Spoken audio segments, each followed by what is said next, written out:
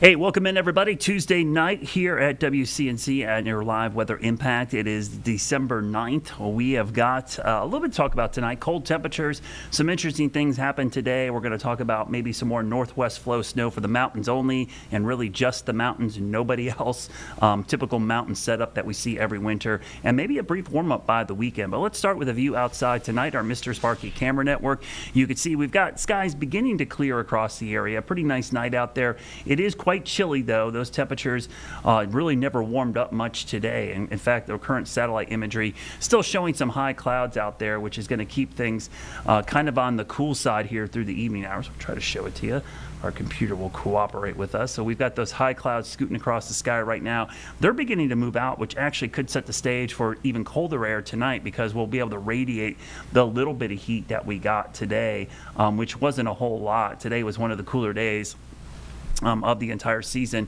In Charlotte, at least 41 and 28. So you can see no records, but also well below average for this time of year. 56 and 36 are our current average temperatures, so we were nowhere near that. Here we are at 6:30 in the evening. Things, again, cooling off out there. Some areas already back below freezing, especially across the northern tier of our counties, up into the mountains, foothills, northwest Piedmont, the Triad area where Tim is, they're at 32. Down into the upstate, temperatures still holding into the 70s. As we go through the evening hours, now I'm going to say it's not going to be quite as cold, but it's still chilly.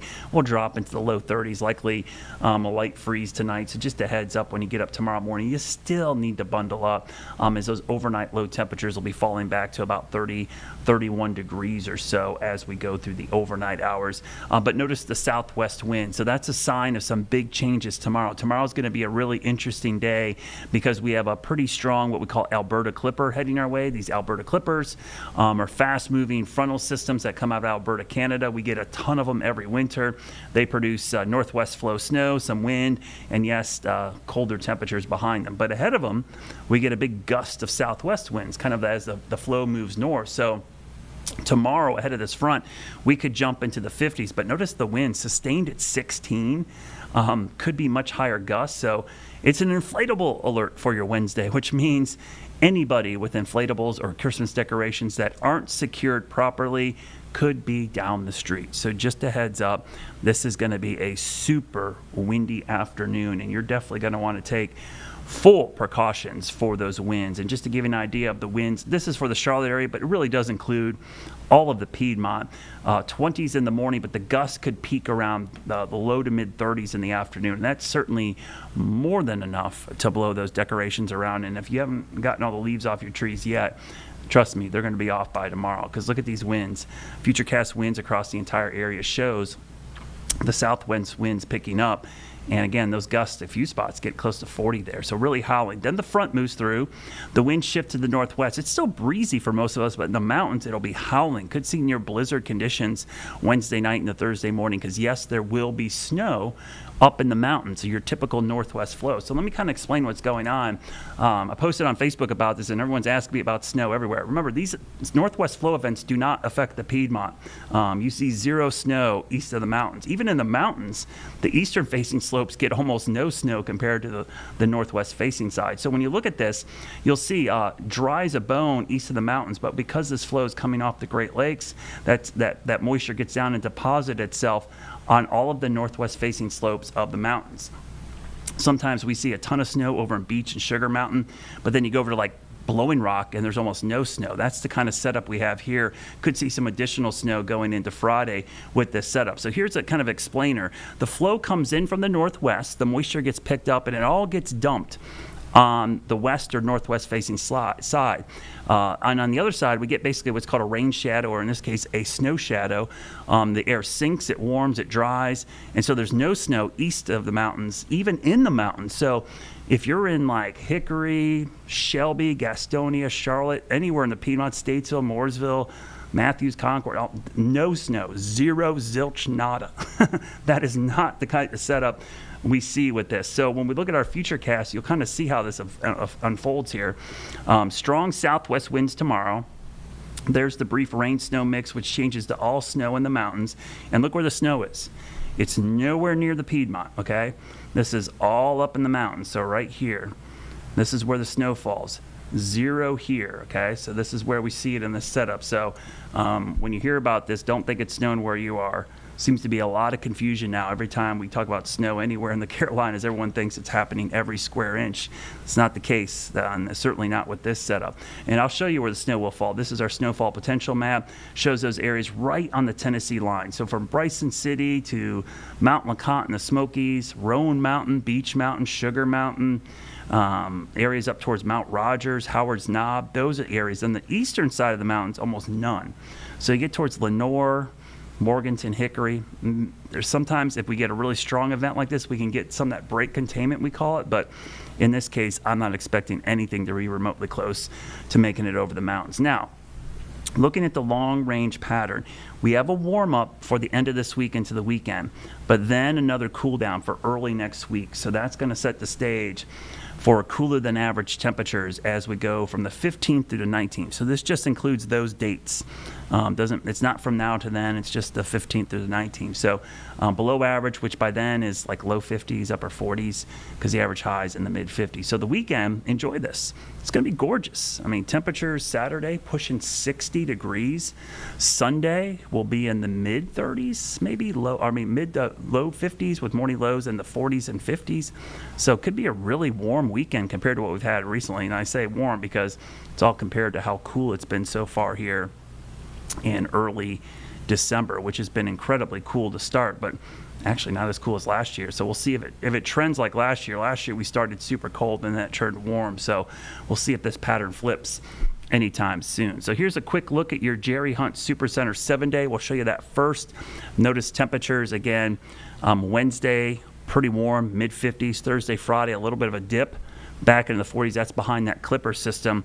And then Saturday, it's really warm Saturday and Sunday because that's ahead of the next front, which will be coming down here pretty quickly for Sunday. So temperatures jump into the 60s and 50s.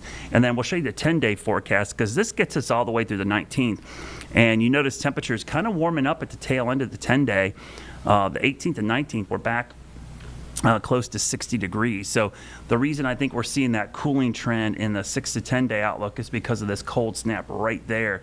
But going towards the 19th, this might be a sign of a big flip in the pattern to maybe slightly warmer for Christmas. So it's a little early to start forecasting Christmas, but if you're wondering, the trends look like it's probably going to be mild, or at least going into Christmas that week before.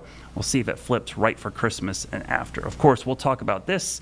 We'll talk about the big snow that happened on this date back in 2018. And we'll also talk about something called feeder snow. And that sounds weird. It's cedar feeder snow, which happened today thanks to the steam plume from a couple power plants. We'll talk about that coming up with Tim Buckley in just 2 minutes. Stick around. We'll be right back.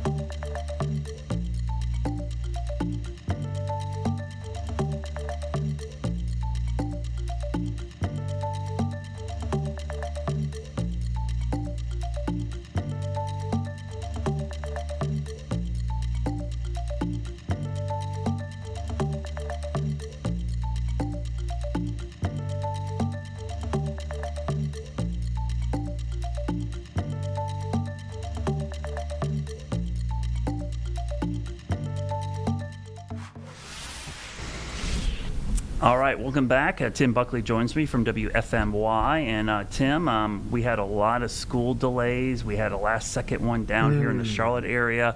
I'll be honest with you, I did not see much black ice at all this morning. What did you guys see this morning? Yeah, we were ready for it, and we kind of had a heads up. So last night before the late news, we were getting calls from a couple local counties saying, hey, just a heads up, we're sending out extra salt crews because we are seeing slick spots developing. So they were already finding some of that ice around the area. But this morning came and went without really any sort of issue. So most everything was dried up at that point. Like you said, the cars can help sometimes. Evaporation can happen. Yeah, maybe even some sublimation. I don't know. It was all gone. So it wasn't really much of an issue. And that's a good thing. It's good to be cautious, but sometimes black ice is, we're really always very cautious about it, which I think is interesting because we treat other weather issues like, it can be really hard to get people to take other weather things seriously. Yeah. You mentioned black ice, and people are freaked out pretty quickly. Yeah, I think it feels like we overdo it sometimes. The only time that it really, I think, is a big issue, Tim, is when we have snow on the ground that's melting and supplying the water continuously, and then after sunset, it freezes. That seems to be kind of like unfortunately, the perfect setup for bad conditions. But when there's not a bunch of snow on the ground, just because it rained during the day and it got cold at night, I think I don't rarely ever remember there being an issue with a setup like that.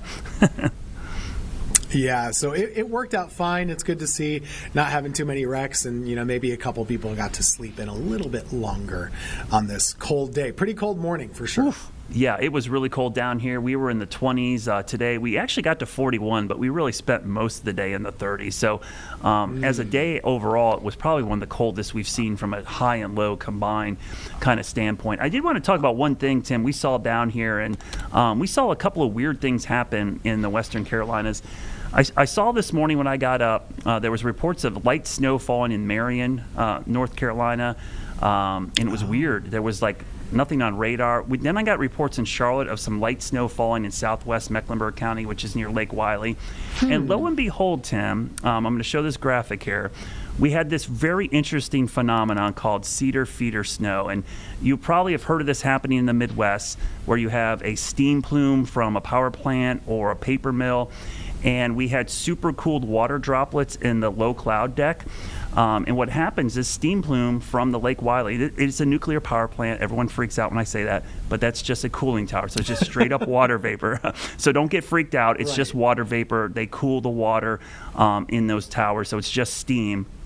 And a morning like this morning, Tim, the steam was definitely prolific because it was very cold, but also kind of the high dew points kind of helped out. But that layer of clouds above acted as the feeder cloud, and the steam cloud acted like the cedar cloud. And what happens is that steam plume acts like condensation nuclei, which allowed for snow to fall. And it was incredibly light. I don't want to get too excited. It wasn't like it was a big snowfall, but I got some video I'm going to show you real quickly from Steel Creek, which is just to the northwest of the plant there. And if you look carefully, Ellie sent this to me down in Steel Creek. Very feathery, light snow fell between 11:30 and 12. And I thought it was seeing things, but then I looked at the radar and the satellite, and it all lined up, and we saw that in Marion. So you see that every once in a while, Tim. I remember some big events up in the Midwest and Arctic outbreaks where paper mills and other things kind of caused these localized snow events. So it was kind of interesting to see that happen down here today. That's really cool, and that would be the way to do it. Is you'd want it to be on a super cold morning, probably on the backside of a departing system like we just had. It's not exactly the same thing, but it reminds me of when you get lake effect snow on a really micro scale. Yeah. So let's not on a Great Lake, but on those rare occasions when you have super cold air and you get lake effect snow off of Kerr Lake in North Carolina. Yes. Any of these smaller, the Finger Lakes in upstate New York instead of the Great Lakes. Those are things that can happen, and this is pretty interesting to see that you're importing that steam into the air, and it's all right there in the science, creating some of those snow showers. Pretty cool stuff. Yeah, and I should say that, I mean, everyone freaks out because this is technically man-made snow, but this happens in nature quite a bit, Tim. We have sometimes high and low cloud decks, and we'll see the upper cloud deck dropping virga or sometimes snow crystals into the low cloud deck, and it'll help enhance snowfall rates sometimes. We see this in the mountains. So this is a natural phenomenon that just got a boost in reverse from below as we added steam. So not totally unheard of, but kind of cool to see it kind of real time. And I was kind of excited to see confirmation. When I got the video, I'm like, oh, it's actually some confirmation of what looked like was happening out there. I see you got Beech Mountain pulled up on your camera there. And, oh, by the way, those snow guns they have going there kind of working the same process. They're kind of doing the same thing with condensation nuclei. But, boy, Tim, I'll tell you, I love skiing. I do ski forecasts for Ski Southeast and stuff.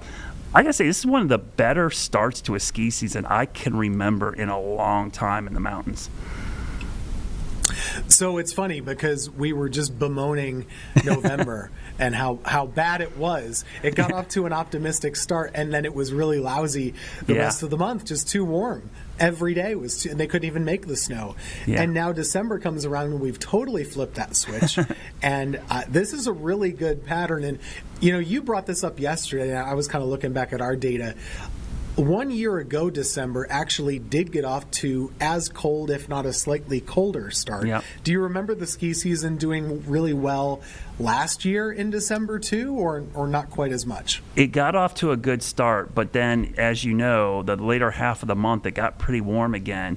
But I will say this, and when we talked to John from Winter Place when he was on with us, any ski resort will tell you the man-made snow lasts longer than natural snow. So the fact that they've been able to build up a good base, this is the kind of base, Tim, that can get you through a season because the man-made snow doesn't melt nearly as quickly. So if you can build it up really thick early in the season, it can get you through those warm spells. So I know the ski resorts like this. Their next worry is they want there to be snow on the ground for the holiday break.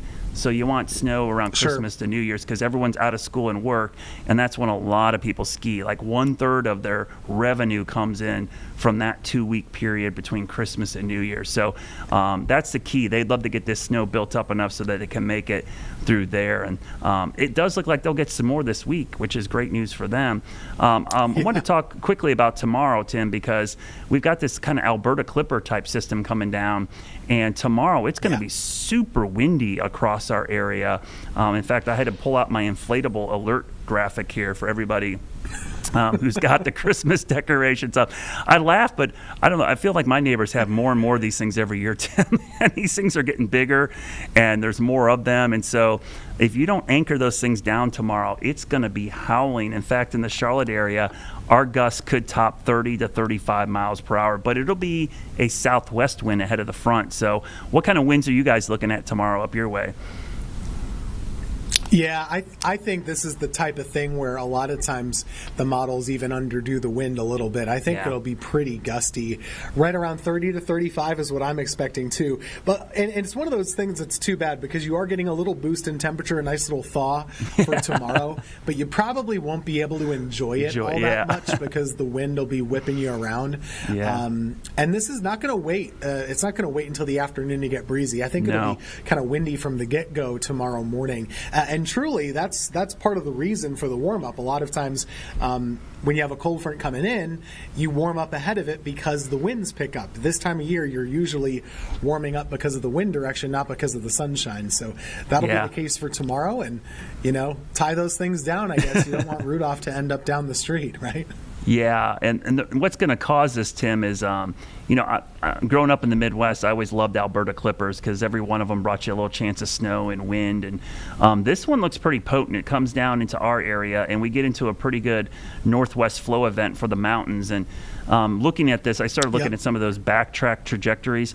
There's a chance we could have a really good connection to Lake Michigan and Superior with this northwest flow. So there's a chance this could be one of those overperforming northwest flow events for areas around Beach, Sugar Mountain, maybe Mount Rogers. And so when you look at some of the totals, they're kind of gaudy in our in-house model, the graph here, but I see why, because the trajectory off of the open waters of the Great Lakes and the Arctic nature to this air can sometimes fluff the snow up, if you will, and produce some pretty localized heavy snow. This is always a weird event because even in the mountains, sometimes one side of the mountain gets absolutely dumped on and the other gets none. It's kind of like that snow, or what we call snow shadow, rain shadow. On the southeast side of the mountain, you get little snow, and on the northwest side, a whole bunch. So I think folks heading to the mountains the next couple of days probably should be ready for a pretty good amount of snow.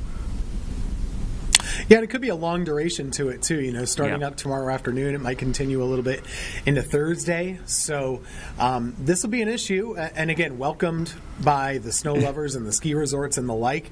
And even this one, it might not be the last snow chance of the week. This is just a pattern that keeps on giving. They might be able to cash in after this one on a little something going into Friday, too, depending on track. So kind of impressive to see it, and will be interesting to watch those ski cameras tomorrow and all the other spots, and those pictures keep rolling in. It's looked beautiful up there, just like a movie set. Yeah, today it was a bluebird day, as we call it, as a skier, when you got fresh snow and blue skies, so it looked amazing up there. Tim, let's talk about an event on this date back in 2018, because I remember this event. Even for our viewing area, it was kind of half and half. I mean, even in Mecklenburg County, we had a bunch of snow at the airport, 3 inches.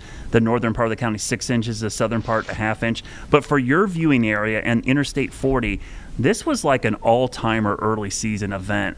Talk a little bit about this event and just how much snow fell, because this was a legit snowstorm. And also, we should mention, it wasn't the only storm of the entire season, which was kind of sad. But for early December, this was a really big storm. Yeah, and it's been interesting. I've been posting about this one throughout the day, and I've got a nice snow totals graphic pulled up here that we can talk about. But when I've been chatting with viewers about it, some of them are getting it confused, because there was another event on that same date in 2017. Yes. Which was a little bit less impactful, but still pretty decent, more in like the 3 to 5 inch range around here. But this is a blockbuster. Of course, there were winners and losers. If you're in the Charlotte area, you might remember some, big numbers being thrown around, and like you were talking about, Brad, it didn't work out that way per se for Mecklenburg. But this graphic is just nuts. The lightest shade of pink up there by Boone and Wilkes County and the Blue Ridge, that's an 18 plus contour. Yeah. So that's a huge amount of snow. For Greensboro proper, we had about 13 inches over at PTI. That's our third biggest storm on record. So it's really like an all-time event. And there, of course, is always some mixing when it comes to a snowstorm, but there wasn't a lot of mixed precipitation. You had some rain down here. You had a little bit of sleet mixing in the Randolph County areas and these areas. But up here, it was just pure snow. And it was fluffy, and it was thick, and, everyone was able to enjoy it. It hit on a Sunday. Yep. So people, weren't in school. They were out of school the whole week following, of course. But this was just a big, big storm by any measure. Couple of pictures I can show you here. There's me without a beard a long time ago, shoveling out our News 2 weather garden. Oh, there we go. Wow. Funny stuff here. We had a lot of snow, about 13 inches here. All of our coworkers got stuck in our parking lot, but everyone was just happy. I remember people were just so happy, because we kind of get shafted with snow so often, where maybe it's good for a couple of hours and then it mixes in really quickly with sleet or ice. This one never did that for folks. So it really was kind of an all-timer, and one that people, I think, are going to be really remembering for the rest of their lives. This is one of those storms that, you don't get it all the time, and people say, oh, we're due for one like that. Maybe you might not see one quite like that the rest of your lifetime. It really was a special one for sure. Yeah, I remember a couple of things about that storm. I think we were forecasting big totals for our foothills and the mountains, and that kind of verified. In fact, it overperformed in there. Charlotte was always a tough one. We knew it'd be it would split the county in half. The other thing I remember distinctly is Jim Cantore flew into Charlotte, and was in Boone for this event, and people in Watauga County were going crazy. So I think it's the only snow event I can remember Jim being in our viewing area for, and he was just everywhere. And I also remember in the Raleigh area, I think they were forecast to be more in the mix zone, and they ended up getting a lot more snow than anticipated. So there were a couple locations like that, and it's always tough because Raleigh and Charlotte were kind of in the battle zone between rain and snow, and it's tough, as you know, Tim, with these big counties and the metros.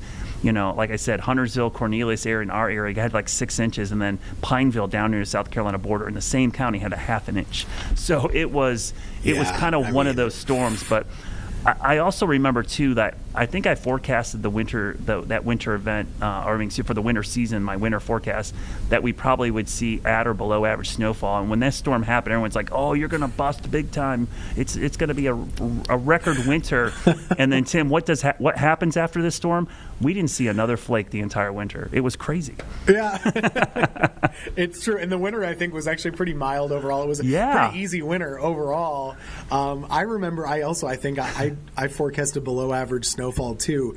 And this one, it exceeded our average for the whole year. Yeah. One storm, 13 inches. Yeah. A doozy. It's one of those things we were kind of right with our seasonal forecast, but one storm kind of blew it up. And that's the way snow is here. It's like, that's why it's always hard to just say, hey, it's not going to snow, because you could have one event like this, Tim, and it'd be warm and dry the rest of the time, and everyone will just remember that winter for that one storm. For sure, and that is, that's how people remember that year. And gosh, it's been 7 years. We really haven't had that much after that. There was like that 4-year snow drought for us, kind of in between. Yep. Last year, kind of had some teasers. We've had a couple teasers this week, but a big one like that. There's no real such thing as being due. It's you're not really. That's not really a thing. Yeah. But, maybe we should get one of those again sometime. I don't know. It's funny you say that, Tim, because I think this was, even for Charlotte, even though it wasn't a big storm, this was the last 3-inch plus snowfall for Charlotte as well, which is not much. So this was our last real storm for most of our viewing area, even though it wasn't spectacular south. So, I'd forgotten that it had been this long since we'd seen something like this. And, I hate saying we're overdue, but, we kind of think that way because the cycles in climate and weather that we feel, eventually the yin and the yang will come back, which, by the way, with our cold pattern to the start of the month, at some point, Tim, we're going to see a flip back to the ridge. The question is, when does that happen? True. And does it stick around through Christmas? Are you getting Christmas questions already? People are asking. I'm not answering very much, but they are asking. I would say there's probably a decent chance it won't be quite as cold as it has been lately. Just law of averages, like you were saying, it could very well flip back that way. But trusting those long range models right now, it's not something you want to stake your life on. Yeah, I don't want to even entertain the snow, but the temperatures are always an interesting trend to watch. So thanks, everybody, for tuning in. We're out of time. We'll see you back here tomorrow. More news coming up after the break.